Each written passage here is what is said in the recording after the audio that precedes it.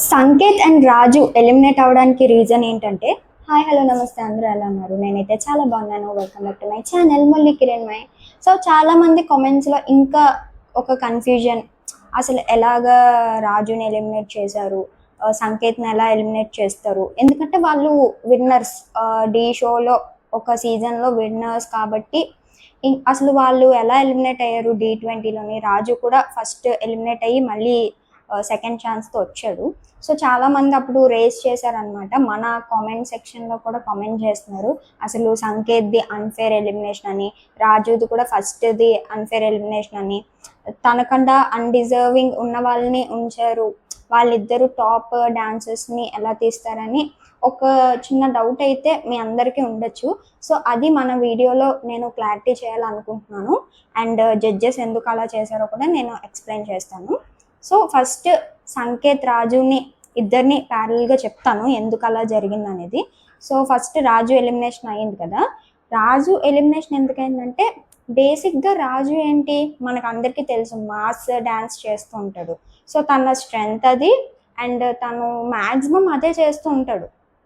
So ఇది ఏమైపోయిందంటే D20 అనేటప్పటికీ, ఇప్పుడు అది D20 ఎలా అంటే టాపర్స్ అందరికీ ఎగ్జామ్ పడితే ఎలా ఉంటుంది అంటే, ప్రతి వాళ్ళు అంటే అన్ని సబ్జెక్ట్స్లో టాప్ వచ్చి అందరూ టాపర్స్కి ఒక టెస్ట్ పెడితే ఎలా ఉంటుంది.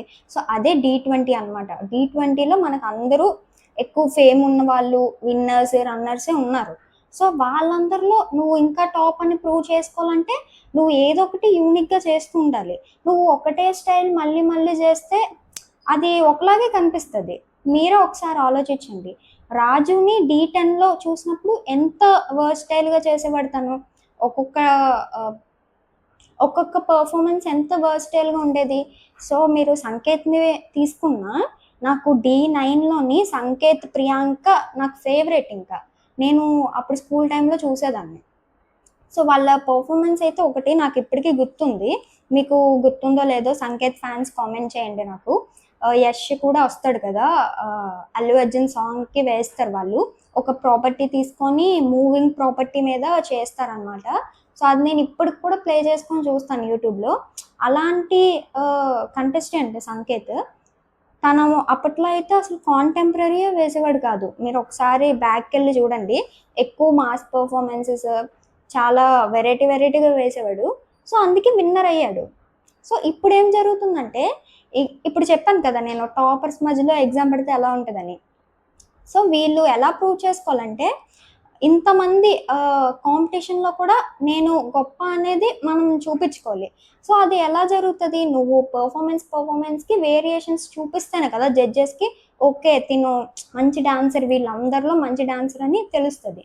సంకేత్ది రాజుది ఏమైందంటే, రాజు స్టైల్ మాస్, మనం చాలా పర్ఫార్మెన్సెస్ చూస్తూనే ఉన్నాం. ప్రతిదీ ఆల్మోస్ట్ రాజు అయితే ఓవరాల్గా మాస్ పర్ఫార్మెన్సెస్ వేశాడు ఎక్కువ టైమ్స్.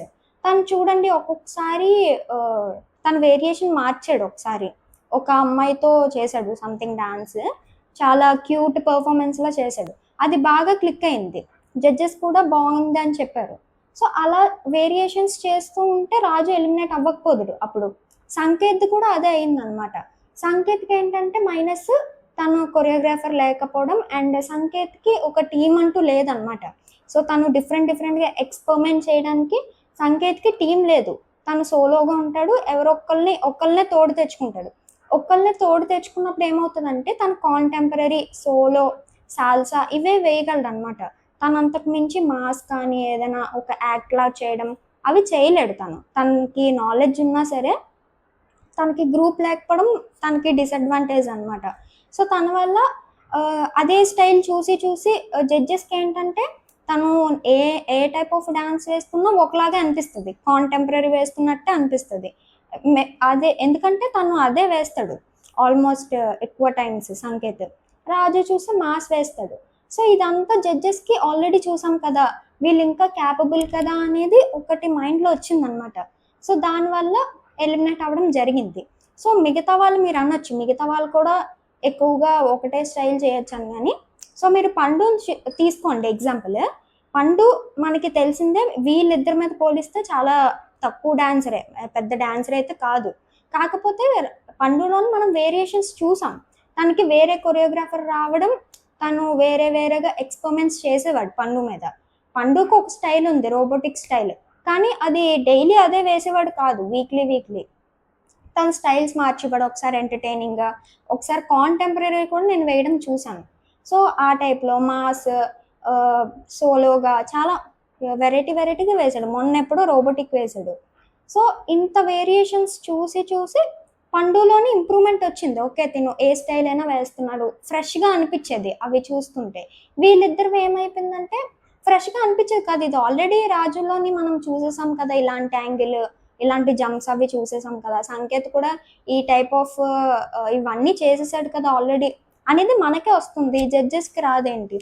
సో అది అక్కడ జరిగిందనమాట. మొన్న రీసెంట్గా మీరు చూసుకుంటే, సో సంకేత్ ఎలిమినేట్ అయిపోయాడు, ఓకే.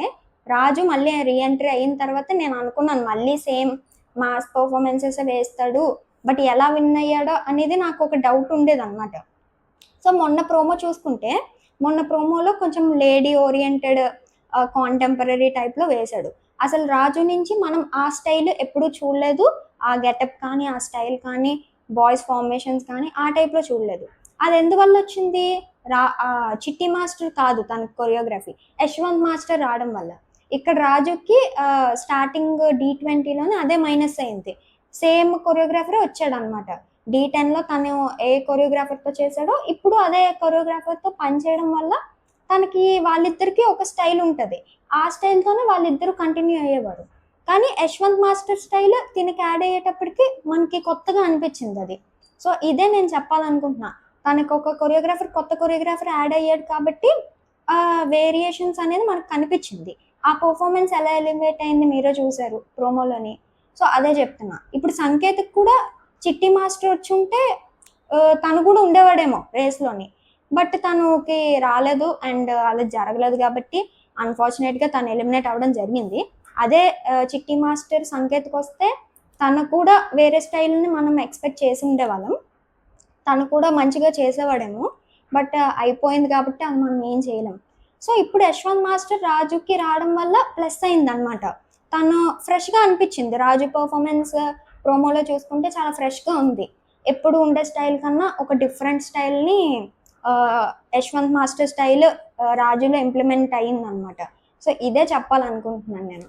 సో మనకి కొరియోగ్రాఫర్ ఎప్పుడు చేంజ్ అవుతూ ఉండాలి అండ్ న్యూ స్టైల్స్ మనం ఎక్స్పెరిమెంట్ చేస్తూ ఉంటే అప్పుడు జడ్జెస్కి అర్థమవుతుంది ఓకే దే ఆర్ క్యాపబుల్ అని, అండ్ డిఫరెంట్గా ట్రై చేస్తున్నారు. ఇంత కాంపిటీషన్లో సేమ్గా చేస్తే ఏముంటుంది, పెద్ద డిఫరెంట్గా అన్ని స్టైల్స్ మనం చేస్తూ ఉండాలి కదా. దిశ కానీ, తేజు కానీ, పండు కానీ, రిషిక కానీ, జతిన్ కానీ, వీళ్ళందరూ ఎంతో కొంత ఫ్యూ పర్సెంట్ అయినా వేరే వేరే స్టైల్స్ వాళ్ళు ట్రై చేస్తున్నారు.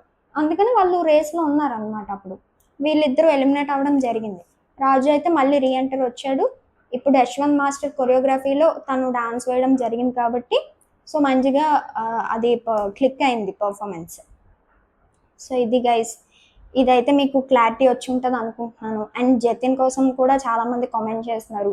జతిన్ అయితే మంచి డాన్సర్, తను కొరియోగ్రాఫర్ లేకపోయినా తను ఓన్గా చేస్తున్న డిఫరెంట్గా ట్రై చేస్తున్నాడు. క్యాట్ పర్ఫార్మెన్స్ అని, లేడీ ఓరియంటెడ్, కాంటెంపరీ అన్నీ, సోలోగా, సాల్సా టైప్ అన్నీ చేశాడు జతిన్.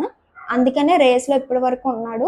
అండ్ అమ్మాయిలు కూడా రిషిక, దిశ, తేజు మంచిగా చేస్తున్నారు అండ్ డిఫరెంట్గా ట్రై చేస్తున్నారు. So that's it guys. ఇక్కడ ఎవరు గొప్ప కాదు, ఎవరు తక్కువ కాదు. మెయిన్ థింగ్ ఏంటంటే స్టైల్స్ మారుస్తూ ఉంటే ఫ్రెష్గా అనిపిస్తుంది, అప్పుడు పర్ఫార్మెన్స్ అనేది ఎలివేట్ అవుతుంది అనమాట. ఒకటే స్టైల్ చేస్తుంటే ఇది ఆల్రెడీ చూసేసాం కదా అనేది వచ్చేస్తుంది. ఎంత పెద్ద పర్ఫార్మర్ అయినా, ఎంత విన్నర్ అయినా సరే అది అందరికీ ఉంటుంది, మనకే అనిపించి ఉంటుంది ఏదో పాయింట్లో, ఏంటి రాజు సేమే చేస్తున్నాడు కదా, ఎప్పుడు ఉండేదే కదా ఇది అనేది మనకు వస్తుంది. సో అది అందుకని వాళ్ళు ఎలిమినేట్ అవ్వడం జరిగింది. ఇక్కడ ఎక్కడ బయాస్డ్ ఏమీ లేరు ఎవరికి. అండ్ చాలామంది అంటున్నారు జతిన్ అన్ఫేర్ జరిగింది, ఫైనల్లో రాజు కన్నా జతిన్ బాగా చేస్తున్నాడు కదా అని. మనం ఎపిసోడ్స్ రిలీజ్ అయిన దాకా మనం ఏం చెప్పలేము. మనం ప్రోమో చూసాము, ప్రోమోలో చూసుకుంటే జతిన్ కన్నా రాజు 1% డిఫరెంట్గా ట్రై చేశాడు జతిన్ మీద. జతిన్ పర్ఫార్మెన్స్ కన్నా రాజు పర్ఫార్మెన్స్ 1% బాగుంది. సో మీ ఒపీనియన్ అనేది కామెంట్ చేసేయండి. సో ఐ థింక్ మీకు ఇప్పుడు క్లారిటీ వచ్చి ఉంటుంది సో ఎలా పర్ఫార్మెన్స్ అనేది జడ్జ్ చేస్తున్నారని. So that's it guys. Me favourite contestant ఎవరో కామెంట్ చేసేయండి. బాయ్.